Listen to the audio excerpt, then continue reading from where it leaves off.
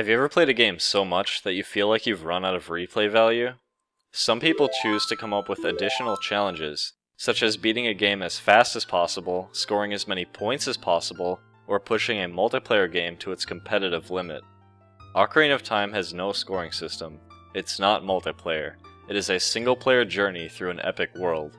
So, how fast can someone beat it? My name is Cosmo Wright, and this is my speedrun of The Legend of Zelda: Ocarina of Time in 18 minutes and 10 seconds. In 2006, I started frequenting the Speed Demos Archive forums, a place where people interested in speedrunning would gather and discuss strategy. The single largest game thread on SDA belonged to Ocarina of Time. Discussion mainly revolved around experimenting with the game. In fact, very few speedruns were actually completed back then. It felt more like we were doing science than anything else. This was spurred on by a user going by the name of Kazooie, posting videos of some clever jumps that weren't thought to be possible before. These jumps allowed us to access certain areas in the game sooner than intended. We were able to do things, such as obtain the hover boots early, and get to the Spirit Temple right after Deku Tree. A large amount of cutscene skips, out-of-bounds glitches, and shenanigans were found in this rich period of discovery, the most significant of which was a way of writing values to a certain range of memory that represented Link's inventory. This led to obtaining the Shadow and Spirit medallions early, which is the trigger in the game for the Light Arrow cutscene, ultimately leading to the completion of the game without any adult dungeons. In March 2008, through a group effort and a lot of man-hours, the Door of Time was finally skipped, using a tricky side-hop jump slash, meaning we could combine this with the memory manipulation glitch and beat the game completing 0 dungeons. The route would grab a bottle as Child Link, go immediately to Adult Link, then go around the overworld manipulating Link's inventory until we had the medallions, at which point we could obtain the light arrows and finish the game. There were a surprising number of route variations involving the method used to begin the memory manipulation glitch. The Ganondorf fight was a true bottleneck. We could access Ganon's castle, but Ganondorf was unable to be defeated without magic and light arrows. Without a way to skip or defeat Ganondorf, this was about as fast as we could make the route. Things were settling down. However, in February 2012, a user named ChristianF23 found a way to skip many of the post-dungeon cutscenes. If performed in the Fire Temple, it not only skipped the cutscene, but warped Link into the Forest Temple. The entire Ocarina of Time community was astonished, and the Zelda scientists went to work. What we found broke the game. Upon the completion of the Deku Tree, Dodongo's Cavern, or Fire Temple under certain circumstances, we were able to warp Link to many unusual locations, such as a beta Jabu cutscene, the title screen, and the end credits. Amongst all the craziness that was going on, a clever user by the name of RobDog was poring over the game's internal entrance list, and had a startling realization. The door to Deku Tree basement from Goma's room on the internal entrance list was adjacent to part of the Castle Collapse interior. Nobody had thought of this before because the stone slab that blocks the way made it not obvious there was another option there. Sockfolder tested RobDog's theory, and it worked. For the first time in history, Ocarina of Time could be completed as Child Link alone. This was faster than a credits warp. There was an explosion of activity. Many people did many speedruns trying to optimize this new route, including myself. The speedrun you are watching is my greatest work yet, and is the result of another 2 years of optimization. This run was done on the official Chinese release of the game. I chose this version because of faster text and less lag. The first thing you may notice is that I am walking backwards. Backwalking is very quick, but because Link has to take the time to turn around, it is mostly useful for longer distances in which I need to travel in a straight line. Side-hopping is, in theory, the fastest form of basic movement, but it needs precise angles on the control stick along with frame-perfect timing to really save time side-hopping everywhere. I collect 5 rupees from the stepping stones and another 5 inside the shop so I can buy a Deku Stick. My goal, once I've obtained my Deku Stick, is to escape the forest through the Zora's River warp in the Lost Woods. This warp is only intended to be accessed once I've collected the Silver Scale, but because of the way the polygons are lined up, I can jump slash directly into the acute angle and get clipped through the wall, enabling me to leave the forest without beating the Deku Tree. This is actually one of many forest escape methods, and is the most useful one because it is fast and allows me to bypass the cutscene in which Saria gives Link the Fairy Ocarina. Once in the Lost Woods, I time my first roll on a certain frame and lock the angle to set up for later. Making my way to the small pond, I do another exact roll to adjust my angle further. From there, I use the corner to line up my position and do the side hop jump slash to perfectly clip through the wall and make my exit. To figure out those exact angles for the forest escape, I had to use memory hacking software to read Link's exact facing direction and XYZ position, then gather a lot of data to find the absolute ranges in which a side hop jump slash actually goes through the wall, and from there come up with a way to get Link into that range quickly. Once in Zora's River, I dodge the Octorok shot and proceed down the river, mashing B to swim faster. I want to get many rupees in the water so I can buy a Deku Shield and more Deku Sticks later on. From this upcoming ledge that I can grab, if my angle is good, I can do a side hop and obtain a red rupee, which is the fastest way to fill my wallet. I swim the rest of the way down, ending with 55 rupees. At the bottom here, I actually jump slash into the loading zone because it sets Link's speed to 0 in the next area, which saves me a roll. By jump slashing this wall in Hyrule Field, I get a lot of backward speed in the water. If I hold the control stick slightly off-center, I can keep this backward speed on the land, using the Z button to either lock the angle or rotate Link. During this slide, Link is considered busy so that Keiporage Bora's annoying text is skipped en route to Kakariko.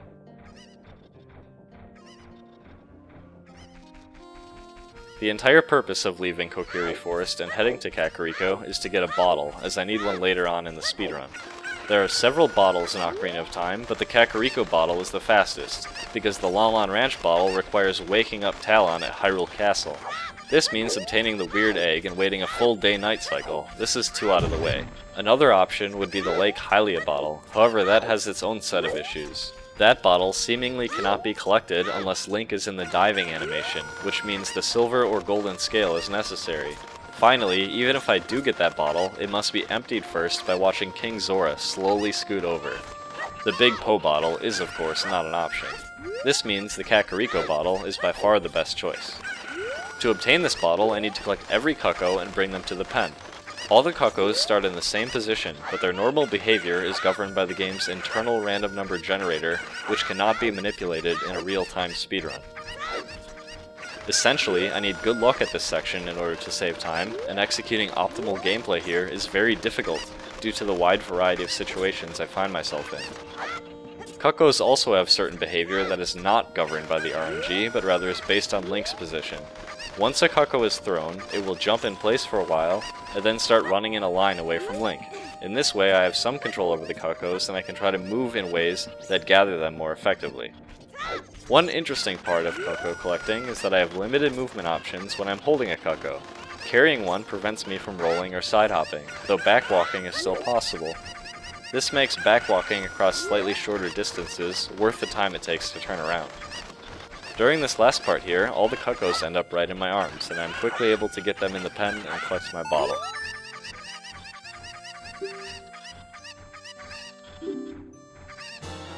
Once I have the bottle, I have one more thing to do.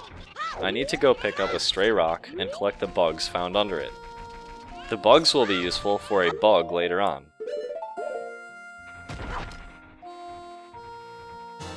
I save and reset the game. This takes me back to Link's house in the forest, which is faster than traveling back across Hyrule Field. This reset speed is rather slow because I'm on the Chinese version. Though the Chinese version has slow resets, it makes up for it in lag and text length. I actually spent many hours timing the fastest versions of the game to figure out which was optimal. Back in Link's house, the camera angle is actually different than the beginning of the game, which makes leaving slightly more challenging. The backflip off Link's balcony is actually quite difficult because the angle I need on the control stick is in between up and upright. If I was very accurate, my backwalk will get to the fence much faster and in a better position. I jump the stepping stones one more time for an extra 5 rupees totaling 60. I buy 2 Deku Sticks and the Deku Shield. I buy the sticks first because it is faster due to the Deku Shield explanation text taking me out of the shop menu. Here's the Mido skip, one of the most difficult skips used in this run. I have to pause to equip the shield anyway, so I use that pause mid-side hop to angle my control stick perfectly for the next series of inputs. Unfortunately, I paused 1 frame early and had to attempt to unpause and repause the game another frame forward, which took 2 attempts. This was the most significant mistake made in the speedrun. The Mido skip itself is hard because the end result of Mido skip is based on a number of variables that create a tree of possible outcomes. These outcomes were investigated in depth between myself and Ocarina of Time tool-assisted speedrunner Bluebee Blah, who initially found the setup to skip Mido.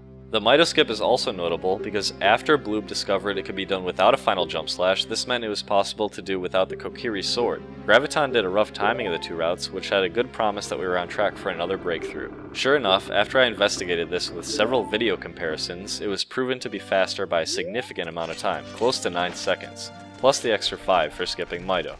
Entering the Deku Tree, I have to obtain another Deku Stick and Deku Nuts. I kill the Deku Babas that contain these items with the Infinite Sword Glitch, or ISG. ISG is done by performing a crouch stab by pressing R plus B, or in this case, R plus C right, then cancelling the animation on the last frame, thus keeping the swinging hitbox active. Crouch stab's damage value uses the value of Link's last attack performed in that particular scene. If Link has not performed an attack yet, it defaults to 1 Kokiri sword type damage, even as adult Link with the Bigron sword. On my way up the tree, I use ISG again, this time for its hovering ability. If I shield damage with ISG active, Link will stick in midair, and I can perform ground actions from the air, such as side hopping or backflipping. In this case, I use a sideways roll to make Link face 90 degrees away from his standing position, allowing me to side hop backwards, which perfectly breaks the web. Upon entering Basement 1, the second web fails to load and I can pass through it. I use a setup here to manipulate my camera and position to load the 2-3-1 scrubs in the proper order so that they shoot me at the right time.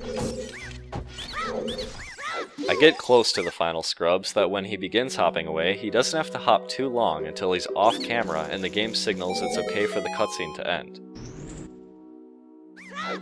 With that out of the way, I enter Goma's lair. Before the fight even starts, I perform a Deku Stick Jump Slash which does 4 damage. This is so when I later attack Goma with ISG, it will kill her in 3 hits. The Goma fight is complex, because it involves luring Goma to the door perfectly, so that when my hover fails to stick in the air, Link gets pushed just barely through the stone slab that closes. From here, I need to wait and lure Goma closer, stun her, and then kill her with my active hitbox. With the position being sensitive, and the ISG, backflip timing, and third roll timing all being frame perfect, this is no easy task. Also of note, Goma can sometimes stop in this fight randomly while I'm luring her, wasting time. In this run, she was nice though.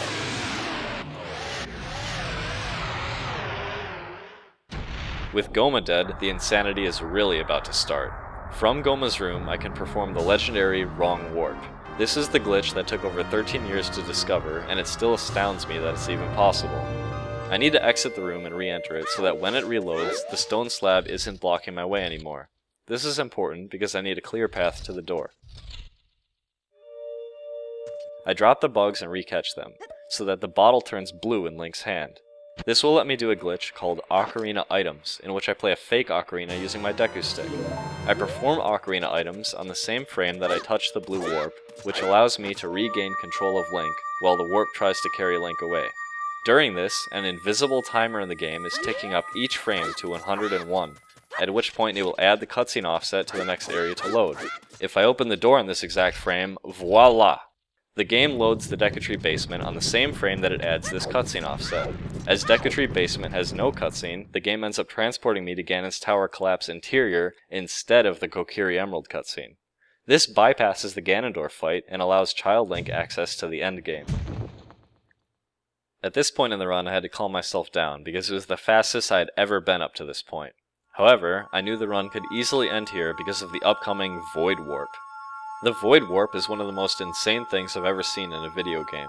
The Collapse exterior has some special code that detects how far Link falls, and will then void him if he falls too far. This is to prevent players from jumping off and getting stuck below. It turns out if Link touches a loading zone on the same frame that the game tries to void out, it uses the wrong map and coordinates when loading the new scene.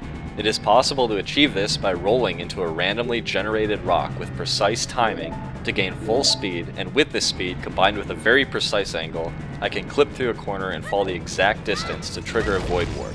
Here it is.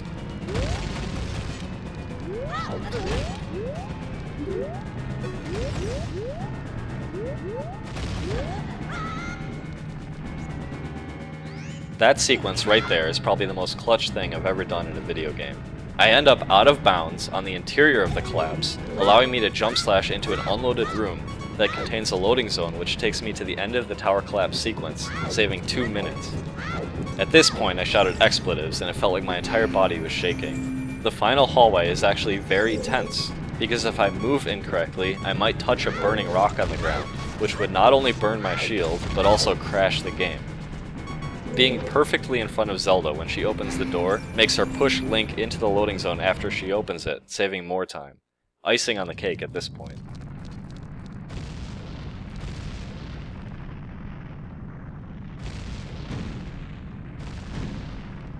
During this cutscene, I knew I was on pace for an insane run. I had actually accomplished most of the difficult things. All that was left was the Ganon fight. The Ganon fight does require 2 ISGs, and I also like to go for a quick draw jump slash on the second phase, which is also tricky. So there was still the horrible thought that I could squander this run at the very end. I spent most of the time before the Ganon fight just practicing the infinite sword glitch input on the controller over and over, and trying to relax and have pure focus. According to my timer, I had done over 1,200 speedrun attempts, most failing before the halfway point. It could easily be another 1,200 before I got an opportunity like this. I was determined to not choke at the end and to clutch it out. I think it can be easy to lose focus during these longer breaks from gameplay, especially in a tense situation like this one. I was also live streaming this run to over 7,000 viewers, and they were going ballistic in the chat.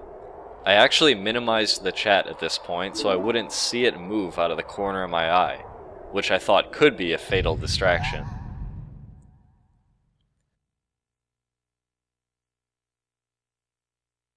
Upon regaining control, I roll towards the fight trigger. Again, I perform a Deku Stick jump slash to store the damage value for the infinite sword glitch, similar to the strategy used in the Goma fight.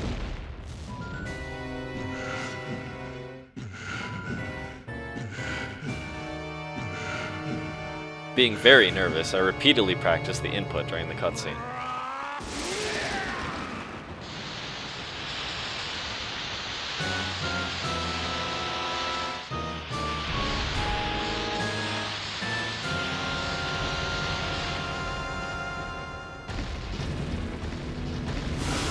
Funnily enough, despite me never obtaining the Master Sword, Ganon knocks it away, and I'm able to equip it later just by picking it up.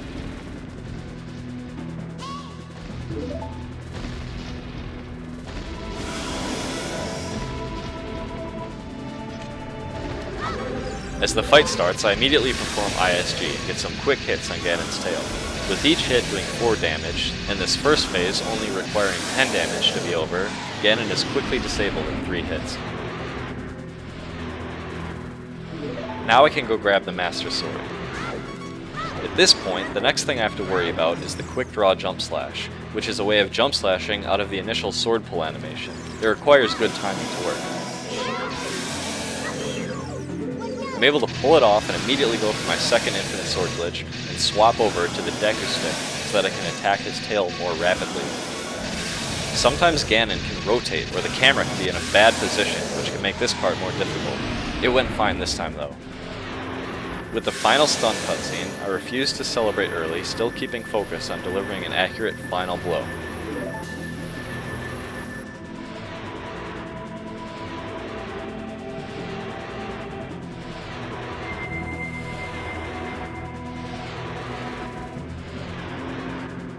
And with this final hit, the run timing stops. 18 minutes and 10 seconds, the new Legend of Zelda Ocarina of Time speedrun world record. I actually spent the majority of this year working on this run. This game means so much to me. Back in January, I thought maybe 1845 would be the run I wanted. Another runner, Skater, found a lot of interesting new methods of doing things slightly faster. He discovered a faster forest escape method, the faster basement 1 skip with ISG, and came up with targeting Zelda during the fastest Void Warp method to make it more consistent. Bloob found a feasible Mito-skip method, and Graf pointed out that swordless might be faster. With all these new finds, my new goal was 1820. When I smashed that by 10 seconds, I was pretty overwhelmed. It is the best speedrun I have ever performed, beating out my Castlevania 64 carry record. Some people say this run won't be beaten. I reckon it will someday. Ocarina of Time is a true masterpiece, and you can never be sure what's possible in the future. Some theories to save even more time would be some way of performing Ocarina items on a blue warp without a bottle. This would skip the trip to Kakariko entirely. Another big find would be a way of getting on the top edge of Kokiri Forest as Child Link without explosives. This would result in bypassing the cutscene where the Great Deku Tree talks to Link. If it was somehow possible to favorably manipulate the coordinates for the wrong warp, that would obsolete the Void Warp and the Collapse exterior entirely. If that was ever found, I would be pretty sad though, because the Void Warp is a very interesting and tense sequence in the speedrun, and I feel like it really showcases the beauty of some of the exploits in Ocarina of Time. Though it may have taken years of work, we've really uncovered so many secrets in this wonderful game. I hope by releasing this video, I've shown the wider gaming audience a little taste of what makes The Legend of Zelda Ocarina of Time such a special game. Even after all these years, we're still playing it. If you're interested in seeing the current speedrun records for Ocarina of Time or other Zelda games, please check out www.zeldaspeedruns.com. Special thanks to Bluebiblah for a lot of support in doing serious analysis to figure out Mitoskip setups, 231 setups, escape backup strats, and more. Thanks Skater for grinding out optimized runs on Wii Virtual Console and figuring out a significant amount of route improvements, including the Zelda target method for the Instaclip Void Warp, which I had previously deemed infeasible. Thanks Pokey for his original 1 hour 16 minute SDA speedrun that inspired countless people to pick up the game. Thanks ZFG for his classic speedrun attempts back in the day and his continued love of speedrunning Ocarina of Time after all these years. Thanks to the Ocarina of Time hacking community for the internal entrance list, and MZX Rules for his wrong warp research. Thanks Petrie911 for creating some amazing things with Ocarina of Time hacking. Thanks Mr. Gruns for finding a lot of cool things in the N64 Zeldas, and making amazing entertaining tool-assisted speedruns. Thanks Cafty for his obscene Ocarina of Time challenges that are always ahead of their time. Thanks Poodleskirt for the bomb drop analysis and for being an entertaining guy. Thanks Kazooie for being the first person to really break through and come up with significant Ocarina of Time finds. Truly inspiring work. Thanks Acrite for being a true badass and proving why Ocarina of Time is one of the best games ever made, with amazing discoveries and crazy theories. Thanks Christian for turning Ocarina of Time upside down on February 2012, with the discovery of Wrong Warp. Thanks Robdog and Nathan is Bored for their clever ideas that led to significant changes in Ocarina of Time routing. Thanks Sockfolder for the MHS memory addresses, showing that a human is capable of figuring out the deepest and most complex things in a video game. Thanks Swordless for being a pioneer of N64 tasking, and also the stroke of brilliance that is Navidive.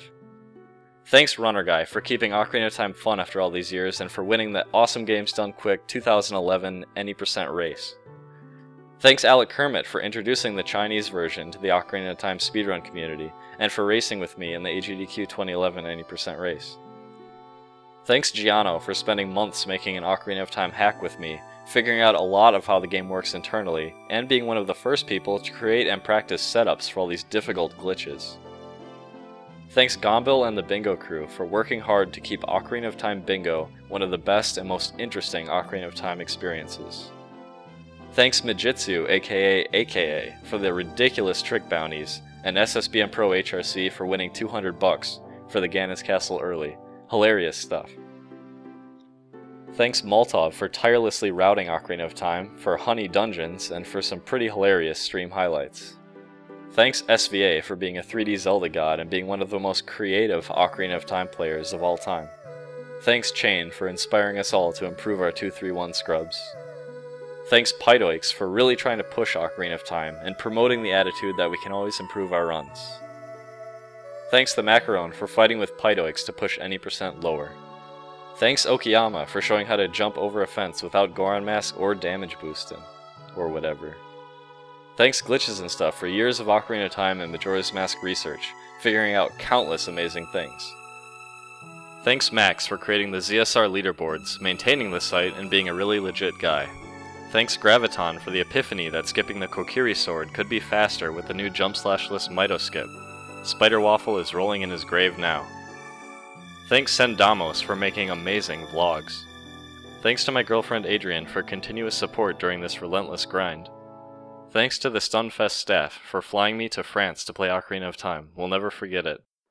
Thanks Cools, GCTK, and all future Ocarina of Time runners for keeping the game alive over 15 years later. Thanks Nintendo for creating such an epic game. And thank you for watching.